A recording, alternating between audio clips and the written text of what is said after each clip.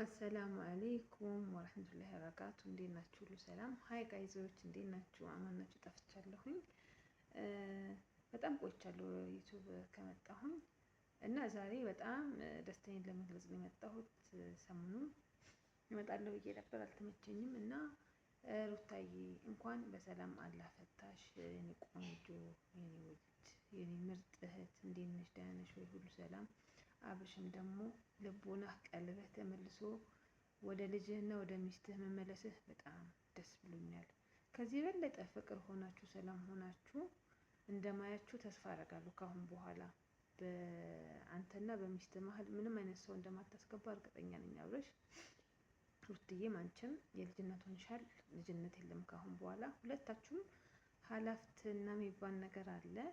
ኢንሻአላህ ደግሞ ይሄን በሂደት እናየዋለን። እንዴት ናችሁ? ሰላም ናችሁ? ሁሉ ሰላም አማን ናችሁ?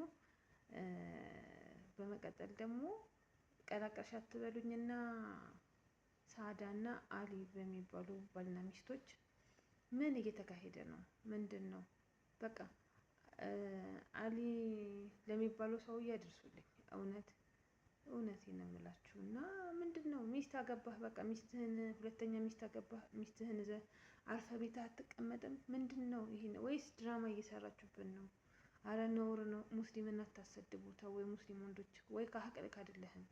አንቺ ደግሞ ሁለተኛ ሚስት ተብዬ ስርዓትሽን ይዘሽ ክብርሽን ይዘሽ ጭራሽ የመጀመሪያ ሚስቱ ቤት አልጋ ድረስ ምን ነው ይሄን ያህል አሽቃበጥሽ? ምንድን ነው? ቢያንስ የልጆች እናት ናት። ነገም አንቺ ተወልጂነት አየዋለሽ። ተይ እህቴ ተይ። እና በጣም የሚያስጠላ ነገር ነው። በጣም የሚደብር ነገር ነው እያደረጋችሁት ያላችሁ ነገር። አሊ የምትባለው ሰውዬ ስርዓትህን ክብርህን ጠብቅ። እስላምን አታሰድብ። እስላም ያለው እንዲህ አይደለም፣ ህጉ ይሄ አይደለም፣ ሸሪያው ይሄ አይደለም። የሙስሊም ወንዶች ሁለተኛ ሚስት ሶስተኛ ሚስት እያገባችሁ የመጀመሪያ ሚስታችሁን እንደምታንቋሽሹት ክብሯን እንደዚህ እያስናከን አንተ አላህ ይወድልሃል። እቺ ሴት እንደዚህ እያለቀሰችብህ አላህ ይወድልሃል። አንተ እንደዚህ ማድረግህ አንተ ከአእምሮ ጋር ነህ ከራስህ ጋር ነህ ወይስ አይደለህም? ምንድን ነው? ሙስሊም ወንዶችን እያሳደባችሁ ነው። እስልምናን እያሳደባችሁ ነው። እስልምናን እያስናቃችሁ ነው። በዚህ ጉዳይ ግን ትልልቅ አሊሞች ሀሳብ ብትሰጡበት፣ ወንዶቹ ካልገባቸው እንዲገባቸው አድርጋችሁ ሁለተኛ ሚስትና ሶስተኛ ሚስት እንዴት ማግባት እንደሚችሉ በአግባቡ አስረዷቸውና በስነ ስርዓት ሚስታቸውን እኩል አይተው እኩል እንዲያስተዳድሩ።